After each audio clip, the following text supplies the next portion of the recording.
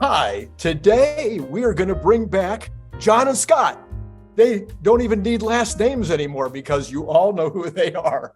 Okay, this is Randy Kirk, and we have had such a great time with John Gibbs and Scott Walker in the past that we thought we should have them back in particular to discuss that wild and crazy set of videos that we just did with Joe Justice. So hello, John, and hello, Scott. How are you guys doing?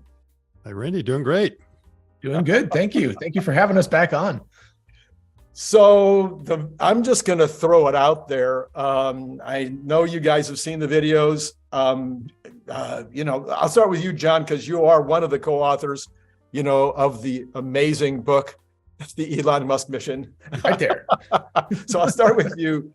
First thoughts. Oh gosh, about Joe.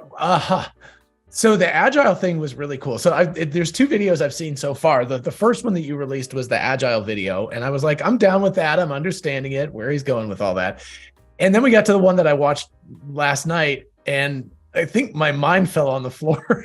I was honestly going to try to watch it again right before this meeting, but I had a bunch of other stuff I had to do, so I couldn't watch it again. So I'm going to go off of one viewing, and all I can say is there was no particular step in the logical chain that I could identify as being wrong, but the conclusion he got to seemed absolutely insane. So I don't know. It means probably real. It just seems crazy. So yeah.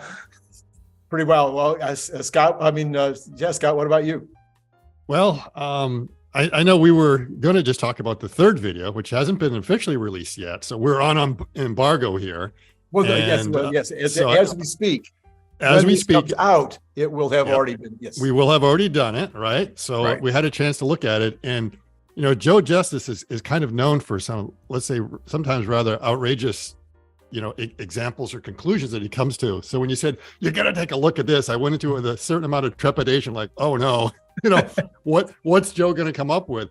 Well, sorry to disappoint you. We can pretty much end the video now. I agreed with almost everything he said. I could not find anything that I saw outlandish or crazy in there. And I assume you want to go through some of those point by point, and so I'll let you lead the discussion. Well, okay. So, I have to say that the thing that was, obviously, I started months and months ago saying that there was already operational robots on the floor, and that there'll be 1,000 this year. And I know you, Scott, you've said, well, you'll go with 500. And then Joe says, no, there could be it could be multiples of that, or it could be less. But for sure that there are operational robots right now in the factory, and that there's actually, I thought the most interesting thing of all was that there's actually the pilot line already exists. Right. They're already in production. And I think I can go in on that. And why I agree with it. I mean, it makes sense there's a pilot line. I think that what probably surprised you and surprised me is that there's more than one. But it's not more than one because they're trying to crank out a lot of volume. It's because they're trying to perfect the process. And the whole idea, the Tesla mentality has always been designed for manufacture. That may sound simple. I first heard that when I was, in engineering school back in the 70s. It was just coming around, this whole idea of that, you don't just design a part, but you got to think about it. Can you actually build it? Because there's always, we design it, we give it the manufacturing years ago. It's impossible. We can't build it, change it. So you have to have that mentality in there. But they have it to an extreme amount of really thinking it through, integrating it all in. So it makes perfect sense that you need to have the pilot line to see what it's like to assemble Optimus and whether Optimus can do it. You want to have more than one of it. You want to have two teams competing against each other. So it makes perfect sense. It's not because they're cranking out big volume. It's because they're trying to perfect the whole process. And part of that process is not just perfecting the manufacturing line, but perfecting the design of Optimus to be designed for manufacture. Yeah, and this whole idea, I think that most people still can't wrap their mind around. And I got in one of the earlier videos where Joe says that not one automotive manufacturer in the world is currently working towards Agile. This idea that you put all the 5 major components of the manufacturing process on the floor together from day one, that your procurement people, your automation people, your design people, your manufacturing people, even your what do you call it, transportation, every aspect, they're already meeting from day one. Well, I thought I was advanced when I had my factory. We would have never thought to have all those people in the process from day one. Yeah, John. Yeah. Wow. I mean, well, actually, Scott, you brought this up in the video that we just published this morning as we record this. But Scott was like, the obvious production lines to use this on, and I shouldn't steal your thunder. It's all Scott's idea, but it's a brilliant idea, and I think it's correct. Is the Model S and Model X? They're small scale productions. They're kind of technology. What do they call that? Where you're like, it's a demonstrator, right? They talk about that a lot, where they play around with different technologies on these because they're low volume cars. And then if it works really well, then they figure out how to mass produce it with the 3 and the Y. So it makes really good sense. And why not have multiple production lines to work with? Why it's all fairly logical. Yeah. That's why I said, I was thinking about the video before where he was talking about Dogecoin in space. That was like, I was like, wow, we've gone off there. But I think the Tesla bot in the factory, it's already obvious that they've built multiple models of them. And even if you just have 2 that can operate, you could have them working on 2 different things. So sure, why not? So I have this mental picture, which basically came from Joe Justice providing the mental picture. But I try to get my arms around this idea of, as he said, 5 to 50 high-level folks around a pole. Right. And they know their entire culture is around the idea that this group of people are all going to collaborate. And he says it's not even just speaking and talking and thinking, rather it's doing. And so this is the picture I'm trying to get. And maybe somebody needs to actually create a video that shows this process, because it's hard to imagine, but they're pulling in parts, or they're pulling in tools, or they're pulling in automation that already exists from someplace else, which they can pull in, and they're bringing all this stuff around the pole in the factory setting, and they're saying, okay, let's machine this part right now. Go ahead, Joe, you go ahead and you machine this part down. It's a little bit too thick or a little too thin, or it needs a curve on it, and go ahead, let's just machine it right now. Or over here, we'll 3D print this particular item in plastic because we can. And all of this is happening real time. And so you're designing and building and doing it with the idea that it has to be something that can be produced. So you're doing it in a line or a cell, I guess we should start calling it, in a cell setting. It's hard to get my arms around, but I can kind of picture it. Scott? Yeah, I mean, I guess there might be like two things that surprised me about the video with Joe. And one is that I probably had the more outrageous claim than him. I was kind of disappointed he would have something, because he says, oh yeah, it's probably already being used in the factory somewhere, but he didn't really go into it. And yesterday the light bulb went off for me to say that, well, which model is it going to be? And it's pretty clear to me it's going to be the S and X line for a variety of reasons. And then we discussed that in John's video yesterday. And I put that tweet out last night, assuming that, wow, everyone's really going to go for this. And then I know it's like, you got to have an image with it. And I've been talking about the low hanging fruit is really strawberries now. So I'm just going with that analogy. So I put some strawberries in. It's like, oh, everyone's going to like, look at this thing. It's got like really little traction. And then this morning I put out the one about the battery pack on Optimus.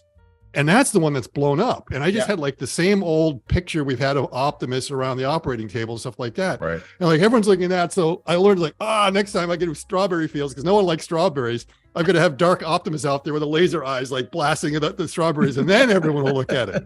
So it's really interesting that people are like really more into how Optimus is built rather than this prediction of it's actually in the factory and it's building this thing. So I was really surprised that Joe wasn't like up here. It's like, well, wait a minute. I'm the one who's nuts right now. I guess the good thing is that if the tweet doesn't get too many views, no one's going to call me out on it when I'm wrong. And then if it turns to be true, I can point to it later on. See, crystal ball. That's right. Yeah, and nobody was paying attention except me. Yeah. Now the other thing that I will take that Joe, I think he mentioned, I think it's like the quote is like this when he talked about the video that Investor Day having a lot of hints in it, and he says, the contrived, beautiful, lightly lighted video. And I take issue with his term contrived. Okay, that's kind of a little bit negative. It was like, yeah, it was kind of staged and scripted a little bit, but contrived. Come on, Joe. So he was throwing a bit too much shade there for me, but everything else I could agree with it. The unboxing, the fact that there's self-testing going on, they do that, the feedback loop, all of it made absolute sense. All of it. John, you were going to jump in. What was I? I was going to say it does seem a little bit misplaced for people to be. It's not. I don't know if misplaced is the right word, but the focus only on how it's being built right now seems a little bit short-sighted. It's more about how it's going to be utilized. The Optimus, the Tesla bot, it would be sort of like getting down in the weeds about how they're spot welding the side panels onto the Model Y or something. It's like, okay, but it's more like, yeah, but it's got full self-driving, and that's really cool because that enables all these potentialities, right? And I'm not saying it's a bad thing, right? It's obviously good that Sandy Munro has taken apart these cars and looked at it and said like, oh, we've got 816 4680s, and so there's a lot of important stuff to be learned by that, but don't focus only on how it's being built. There's a lot of interesting stuff about how it's going to be utilized. Well, we do recall, right, back when we were in our teens and 20s, how we used to go pop the hood. Oh yeah. and show our buddies, the same engine that they could have looked at down at, the dealer or down the street. I mean, there's a certain amount of that technical take it apart, thing. 90% of my audience, I'm sure it's true for you too, John, is male. And so we do love the bits and the parts and how they all fit together and how they work. So I think that is definitely part of the thing. And then thinking out there, forward thinking, imagining the future, imagining where it fits into the plant. I thought, Scott, one of my big takeaways from what you talked about the other day, I know you love the fact that you think it's being used in the S and the X. I thought that was secondary to your idea that now that you give a new template to the artists and the designers and the engineers, you take the robot and you say, here, I'm giving you a brand new wild and crazy tool that changes everything in the same way that the iPhone changed everything. And now you get to play with it and try to implement it or I need a better word. Yeah, I mean, part of it was we've always been saying the savings is going to be in the OpEx. And we realized, wait a minute, if you really reconfigure it, there's going to be a lot of CapEx savings there as well. And I'm trying to figure out, how do I put that in my model? And like the same thing, Randy, is that you've been also trying to figure out what the operational savings is going to be. And we know easily hundreds of millions. I've got a spreadsheet that can almost prove it with just the very simple strawberries there. And you could easily find a path to like $1 billion or more when you really, when you start talking about, Tom Zhu just talked about, the next gigafactory having maybe 5,000 Optimus. That's just one. Yeah. And you already ran your numbers for like 8,000. It's like, okay, if it's 8,000 worldwide, you get somewhere between 1 and 2 billion, depending upon what the wage structure is.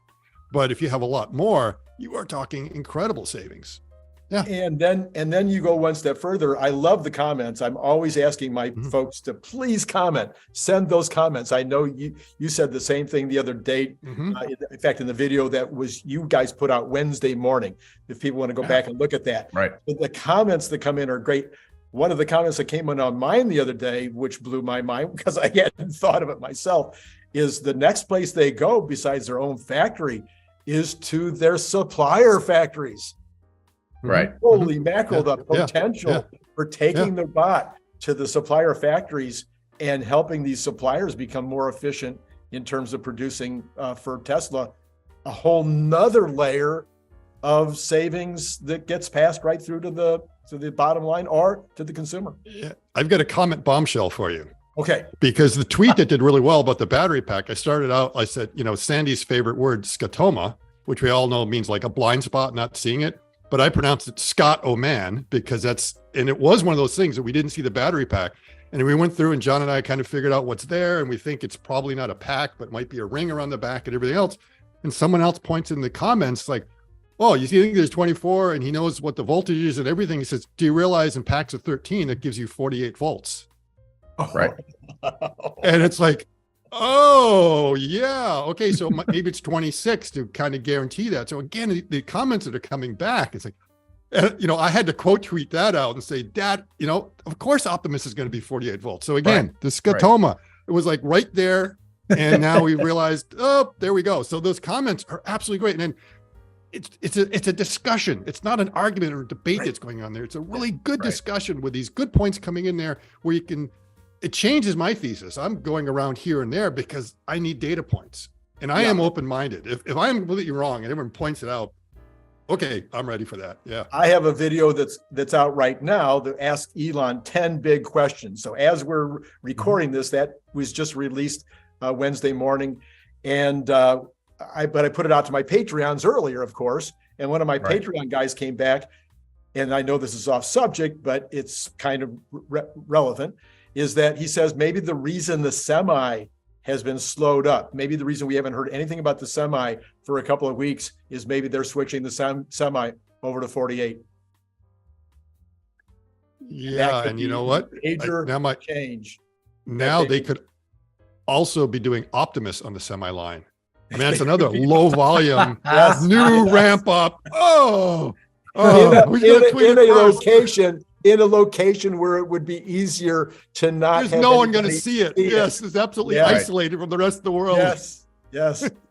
Back in the day when Apple was coming out with new stuff like every other week, their secrecy was unbelievable. It used to blow my mind that they would come out with these things on one of their days, one of their reveals, and you go, how did they keep that a secret? And then it got so big, it got so important that they got to a place where they couldn't keep anything a secret anymore. And the reveal days were like, oh, we already knew all that. Right.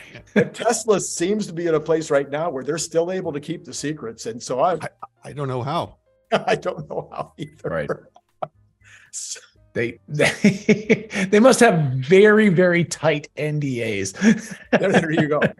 Still, I mean, like the three in the wire being made in the same factory. It's like, they must have cordoned that off really well. Let's go back to a couple of basic principles that I think were also addressed by some of the things Joe said. And one of those is I'm going to do a big disclaimer right now. Not one of the three of us, our Joe Justice, has been inside the plant and seen these any robots working in real time. We have not any inside information. We have not seen pictures, videos, or anything else from any employees showing robots currently in the plants working in real time. We could be completely wrong about all this. Having said that, we're right. We're right, because it would just be stupid not to. I think Elon Musk and Tesla have some of the smartest human beings on earth.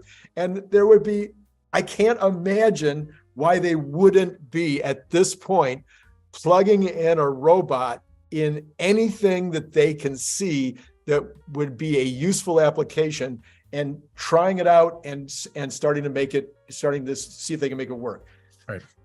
Right? Yeah. And notice that in the last video, the robots were not tethered either.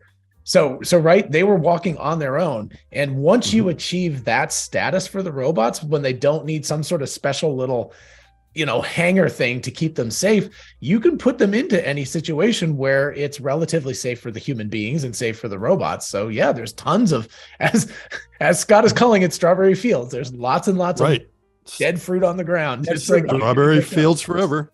Yeah. So all right. So the low volume is obviously the places where it makes the most sense. And so we can go outside of the traditional lines, start talking about semi. We can talk about S and X, but we could also be talking about energy packs of any size. We could be talking about other Elon Musk companies that are lower volume. Using it in any kind of a mining situation. So again, we talk about suppliers, dangerous and boring mining, could be mining applications.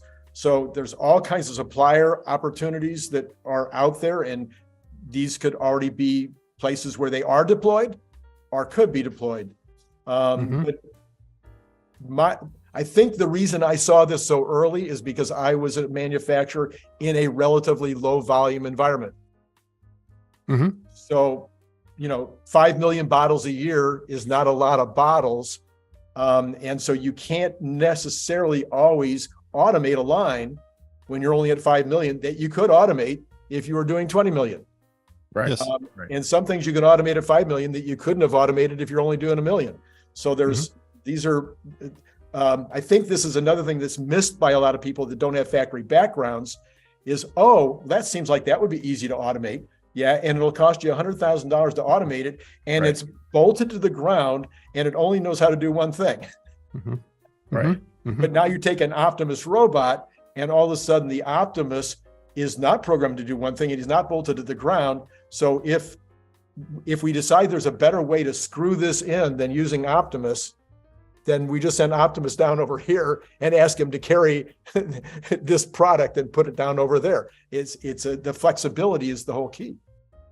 Yeah, absolutely. And I made a tweet thread on that because it really comes down to, if it was so easy to automate, they would have already. So why aren't they? And it just goes down that sometimes it just doesn't make sense. It's much easier to have a laborer go in and do it. And a lot of times it's because at some point you've got this human interface.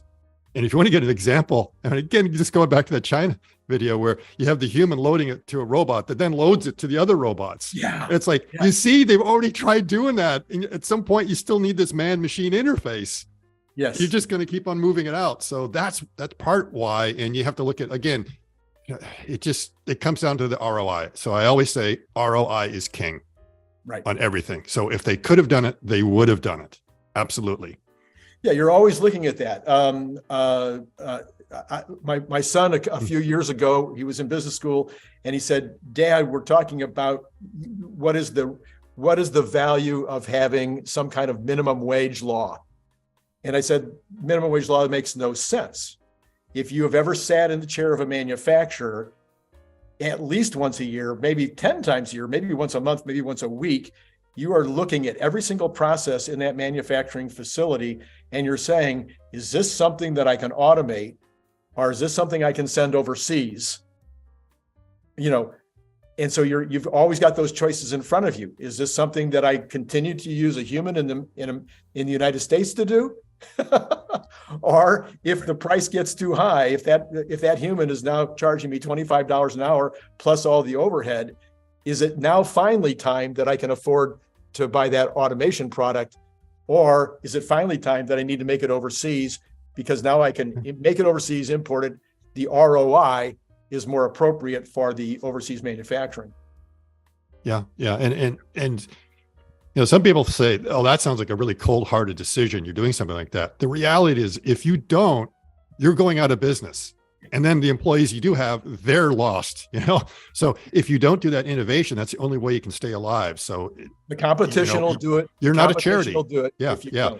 And on the point of boring, evidently Nevada is a very boring place to live. Sorry, people in Nevada. I don't think it's really boring, but evidently as far as it comes to attracting people to work in gig in Nevada, they have a problem with that. Right. So if they're not attracting the talent to work there, no matter what you're paying them, you got to put Optimus in there, because that's the only way it's going to work. So again, I'm getting the tweet thread out. There's like, well, maybe it's also in the semi for the same reasons. There you go. One thing that I find really fascinating is, and I hadn't thought about the tier 1, tier 2, tier 3 suppliers, is that, Tesla's putting together with a car big parts, which is, where large automation makes sense. But a lot of these tier 1, 2, 3 suppliers are just building bits and bobs and things like that, little pieces that are going to go into the car eventually.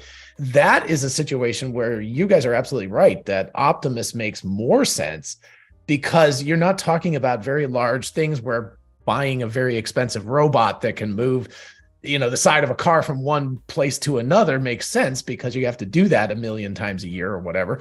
When you're just doing things that are just weigh on the order of a few pounds each, or maybe even a few grams each, and it's just moving them around, putting them in boxes, getting them ready to ship out to Tesla. That makes so much sense to use Optimus in situations like that.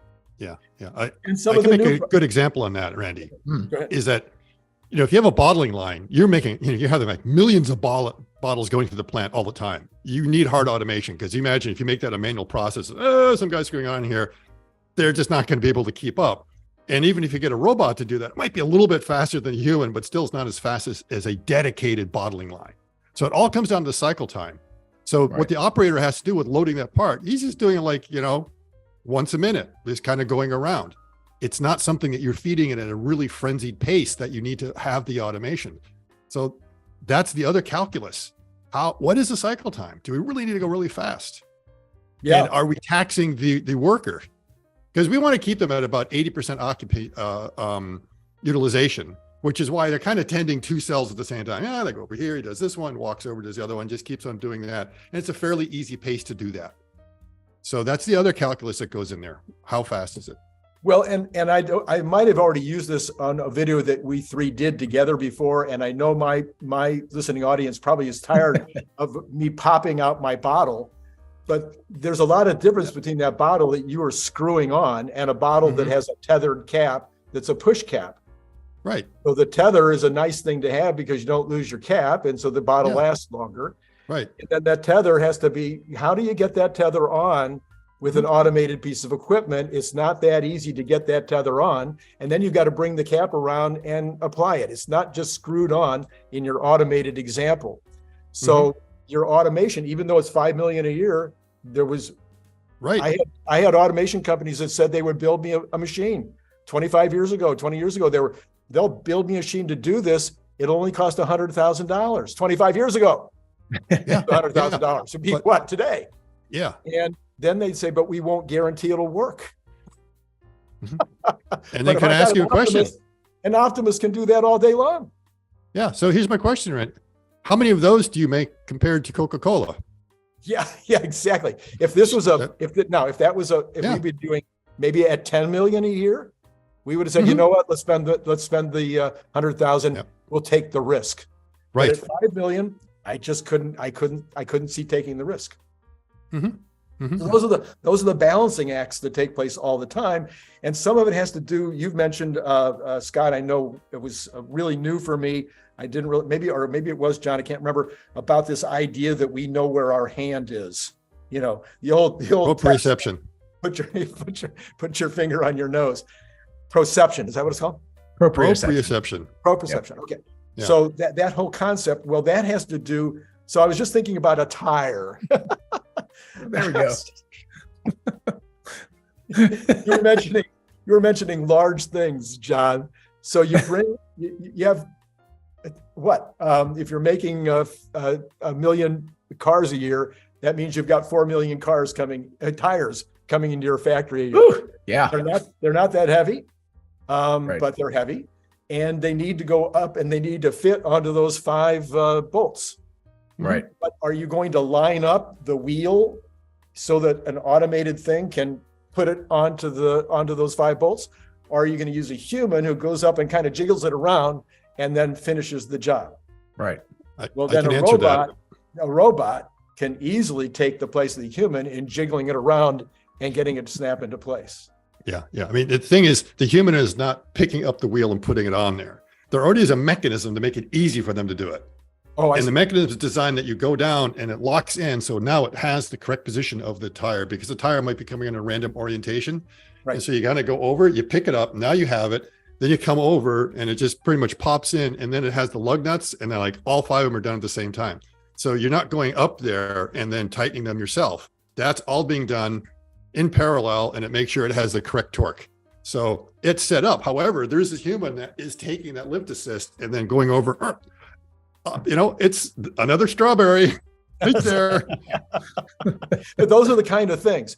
I think that's what I'm trying to get across here is the kind of things that if you've done the factory work before, you know what the kinds of issues are that cannot easily be addressed by automation that can be addressed because you know where your hand, you know that you need to jiggle it a little. You know that it's not always going to be in exactly the same place, but you have an eye so you can see where it is. You know that while you're at, and that was another situation that I've mentioned before with the bottles, we printed the bottles. Yes, Apple was one of my best customers. Anyway, but we printed the bottles. Well, when you're printing the bottle, the person that's printing 10,000 bottles gets tired of looking at that image and is at some point maybe not noticing that it's a little thin or it's a little thick or there's a little bit of a deformation that's taking place. They don't notice it, but the bot never gets tired, and he can visually inspect every single image much more clearly and in detail than the human can all day long and catch any mistake. And do it in process. Right. Yeah. While he's also doing the actual physical job of putting it into the print station. Yeah. Right. I really, a lot of this discussion is making me think about the origins of Tesla Bot. Like, what year did this happen and what was the conversation that took place?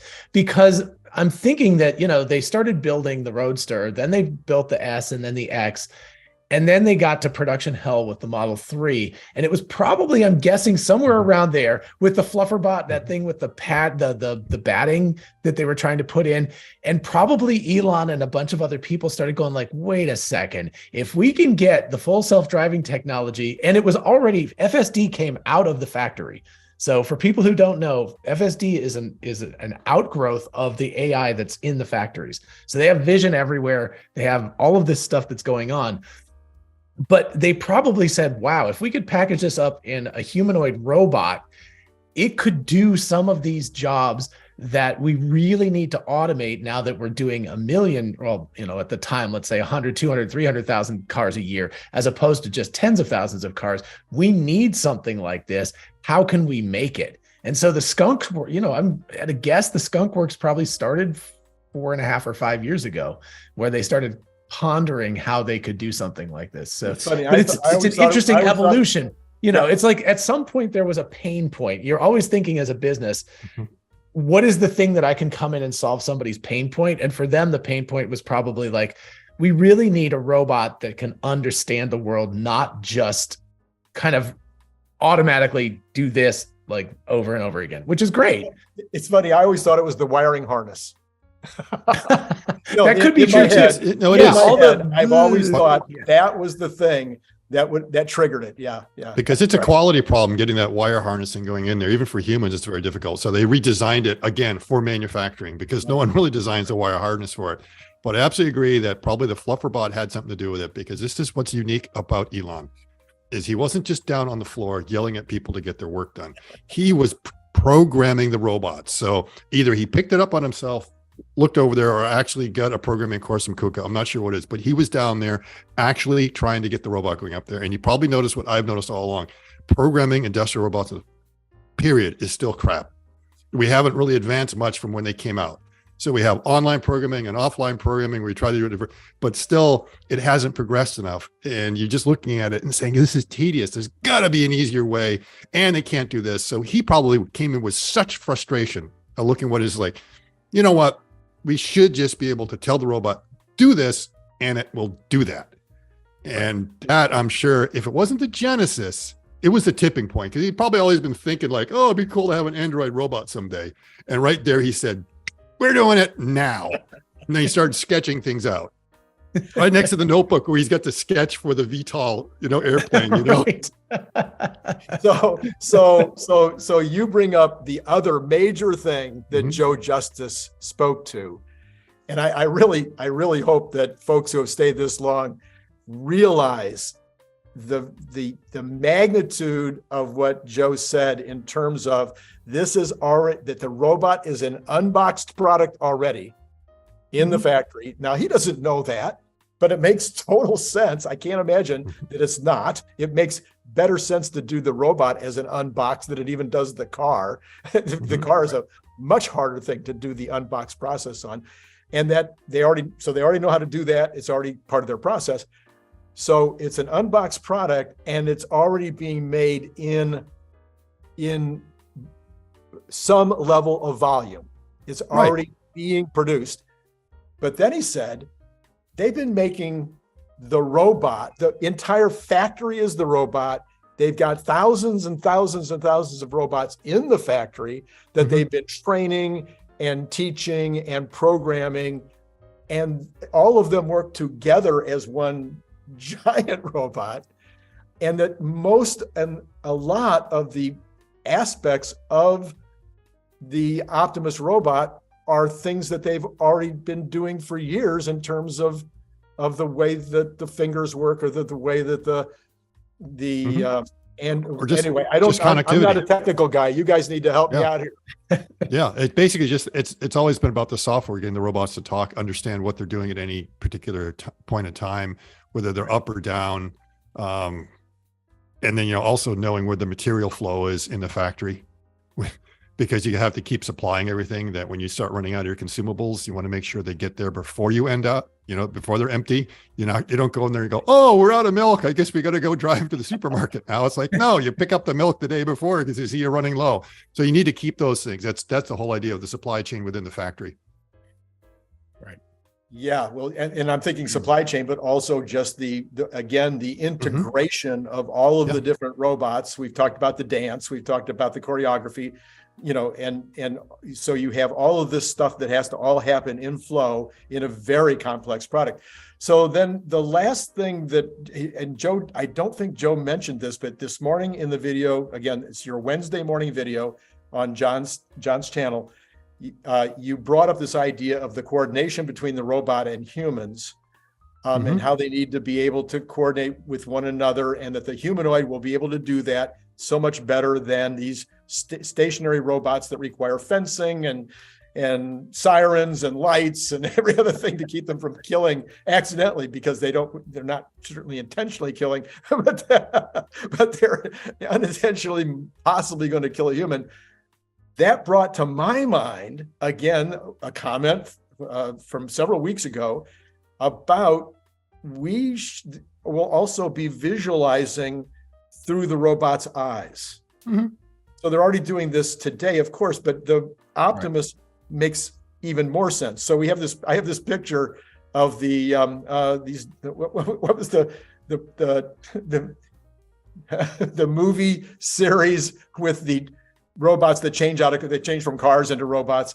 Oh, Transformers. I should know this. My children watch those 5 billion times. But anyway, so Transformers, you always had the guy sitting up there, managing the thing from the robot's eyes. So how important will that be? How important is it that engineers and or designers, et cetera, will be able to sit behind the robot's eyes and see what the robot's seeing? I'll take it one step further. I'm sure Scott's going to have his own answer, but my answer, I go back to a video I did. It was after AI Day #1. It was a long time ago, though. And I was like, the robot will become the factory. And what I mean by that is, remember, you've got the factory's already AI based. It's already digital self-management going on inside the factory. So the human being's got their phone, or they've got a screen, and it's giving them a thumbs up or a thumbs down, depending on the job that they're doing at those times. The robot doesn't need any of that stuff. The robot can become the eyes of the factory because instant communication over Wi-Fi or Bluetooth. And then the factory doesn't have to put up on a screen, you're doing a good job. It can give it an internal thumbs up or thumbs down, because it can be communicating wirelessly instantly. The bandwidth between, so the baud rate, the bandwidth between Optimus and the factory itself, if you consider that sort of a semi-conscious entity, is going to be orders of magnitude faster than the bandwidth between human beings and the factory. And, don't underestimate the power of that. Because, when Scott talks about that choreography, it's like literally at any millisecond where the robot, the big KUKA robot arm is versus where the Optimus is, it can be, this is slow stuff for these robots, right? They're calculating many times faster than they're moving. Yeah. But the choreography is already doing, because remember, when that robot picks up the pieces that the human gave him, it has to go over to the cell where all the robots are and knows when to go in and put it. So there's absolutely, that's already being done. So we know we can go ahead and do that. As far as like the telepresence, that makes sense, because anyone who's like managing a factory or is running it is constantly needs to know the status of what's going on anywhere else. And a lot of times something goes wrong, their beeper goes off, and they've got to go down to the cell to find out what's there and be able to fix it. So ideally, you'd like to be able to get there instantaneously. And there's already an example. I talked about it in Herbert's, the +1 Robotics. And they manage these picking cells for parcel services around the world. And they have a nerve center which will help it out, because they have a really good vision system that goes over and picks up parcels that are coming off a conveyor. And of course, they're going to be random and all over the place. You just can't predict every possible combination you're going to have. But their picking system is really good and has like over 99% accuracy. Actually, 9.9999. It's a big number. But they've already done close to 1 billion picks worldwide with this system. And I don't care how many nines you have there, it's not 100% every now and then. And so they say like every maybe 10,000 parcels or something like that, the robot's looking down there and it can't.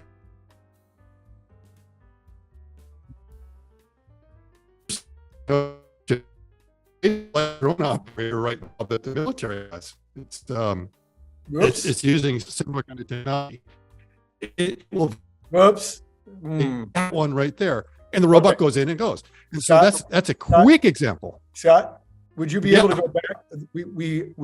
You froze. I think I froze. Yep. I just saw it went unstable for a second. Okay. So the idea of +1 is they have a really good vision system, and the vision system will have like 99.999%. We know the march of nines, but if that's not 100%, that means occasionally you're going to have an error or something where the vision system cannot make a decision about what to do. And it's a very simple decision. It's like this one here or that one there, whatever you have to do. A human can look at it and instantly say that one. So they go ahead, they get the information that this robot here is having a problem. It can't make a decision. The operator sees what the robot sees from telepresence and is able to tell the robot, pick that right now. And basically the signals are bouncing off satellites from all over. It's like, that's the way the connection is, just like, the US military drones are. So you have an operator with a nerve center that's able to do that right now to help the robot get out of a problem. Now, if you can do the next thing with the headsets, that's even better, because the problem with running a cell is there's a standoff distance. You have to be back a certain distance, and you really can't see what the issues are, because you can't really poke your head in there when it's operating. And you would love to be able to go in there, whether it's like a little drone to be able to see it. But the best thing is if you can get the embodiment of an Optimus and know to walk around there. And then maybe Optimus is smart enough to say, no, you don't want to do that. You're going to, don't go over there. I'm going to hit that robot. So it knows enough, but we'll allow you to get around and duck and kind of look at something. And I've seen that from designing our own simulations, is that we're always designing it on like a 2D screen. And it always seems like we're looking at our simulation or looking at the factory floor through binoculars. It's like, oh, okay, yeah, it looks pretty good. We kind of understand, but we really don't have a feel of scale or anything else.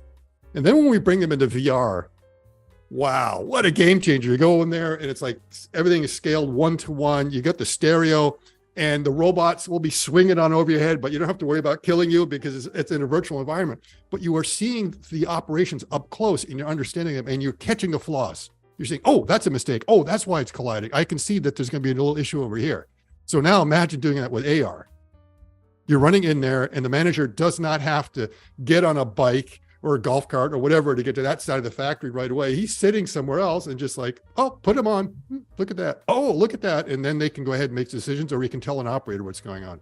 So I see there's huge advantages of just letting Optimus go in there and debug it, especially if it's like, now I see the problem. Optimus, can you go over there and get a wrench and go back with the wrench and just tighten that bolt over there, or jiggle this connector, or do whatever it is you have to have, or, do the hard reset, just push a couple of buttons. Yeah, I see there's going to be lots of advantages to that. So just Optimus as operator, not actually as a worker, but more as a manager, just to go in and fix a problem, a repairman. Yeah, all the time. Yeah.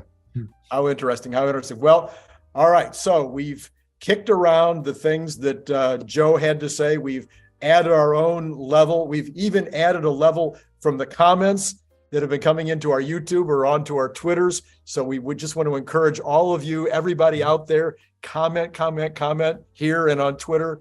It's great when your comment is just great show, Randy, or great show, John. But, it would be the comments that we really love are the ones that say, what about, or have you thought of, or maybe this is the future. These are the things that really are so much fun. Or even the comments that say, no chance, there's no way that's going to happen. Of course, all the things that we talk about are absolutely 100% certainty. Okay. Absolutely. We've not speculated at all here about anything. This is how design iteration works. Feedback. We need feedback. Yeah, exactly. I'm considering it. We're crowdsourcing our intelligence is what we're doing. We're all smarter together. We are indeed. So what I want you, last go around the room. Anything to add to the Joe Justice Optimus conversation that we haven't talked about today? John? Oh, I'm still stuck on how many of these Optimi are going to be built before the end of the year.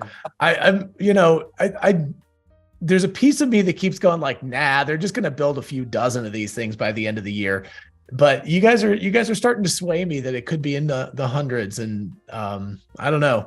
I think, what did you say? Scott said something between 500 and 1,000. You think it's 1,000. So I'm gonna take any number over, 50. Okay. I would be thrilled, that Elon comes out tomorrow and says, we got 50 robots working right now. I can't. It is beyond my ability to think so that there aren't a lot more, or that there won't be a lot more. I can't, I keep trying to figure out why not. It's like, what would be the reason you wouldn't build these as fast as you have use cases? Right. And Tesla's design philosophy, like SpaceX, is build it fast, break it fast, iterate fast. So there may be, when we talk about them, we talk like they're complete robots, but there could be 100 arms out there that they're like, no, that didn't quite work. Not that didn't quite work. So when we talk about like 100 of these, well, there may not be 100 complete ones, but there certainly might be 100 of them all together in all the parts that they've built to try to make something work. It's also not that hard to go back. It's not like, so if you have a Model S and you've sold it, and now you've got a great new idea, for the front door, you can't recall all those Model S's and say, let's put on a great new front door. But if you build an Optimus and you've got a great idea for a new middle finger, so we need is a longer middle finger. You can definitely recall all your 1,000 bots 100 at a time and fix that, or make that upgrade. So again, it's hard for me to. I just keep trying to picture the reason why not. Maybe there'll be a comment. Somebody will say, "This is why not, Randy." But I haven't. Nobody so far has been able to tell me why not. Yeah, I will tell you that I don't think they'll build 10,000. It's not because they're not capable. They could probably build 10,000 by the end of the year if they want to. The thing is, they won't be able to absorb it. So what I'm going to say is it's because the ground is dry. And when the ground is dry and hard, when the rain comes down, it just runs off and it doesn't go into it. So you need the ground to kind of be a little bit moist before the heavy downpour. So they're not quite at that stage yet that they don't know how to absorb that many into the system because they don't have enough experienced people to even know how to operate Optimus. So you got to ramp that up. And then you've got to find those use cases and be able to juggle them around and make sure you've kind of nailed it down enough that now you want to deploy a bit more. So that's what I see is there's this little ramp up, and that's why S curves are the way they are. So we will get this big thing. And that's why I was saying about 500, because I think you might be able to soften the ground enough to absorb that much by the end of the year. But once the ground starts to get enough, wet enough, it starts to absorb it and you don't have to worry about so much runoff, which people in California are probably going to disagree with me and say, look, our ground is plenty wet right now and we're still having a hard time containing everything. Well, you see, all of that works. I'm in California and we definitely are having some problems right now, but all of the things you're talking about are working as long as you're not on a hillside. Yes. Yeah. Yes. Yeah. And one last point that Joe said that I just want to bring up that, again, agreed with, because I was going down like, he's right. Is, he talked about the whole idea of the backward compatibility between Optimus and the human, that the idea that they're able to rotate in and out in both directions, which is why it's not going to be, some sort of weird lobster kind of thing with all kinds of arms. Eventually you might see some weird Optimi like that, but starting out the gate, no, that's why it's the humanoid form, is because we need to have that exchange and swap out. So he did not bring up any points that I thought were outlandish. If anything, I'm finding myself like to the extreme side of Joe Justice. And believe me, that's like really worrying to be on that side. I'd rather be over here, the more sane side. So. Well, okay. On that note, that seems like a perfect time to wrap it up. So again, please comment, everybody. Give all your love to John and Scott by following them on Twitter and hitting the subscribe button on John's channel, and hit his Patreon, hit mine too. And then hey, been great talking to you. Click the link below to get your paperback, Kindle, or audiobook now.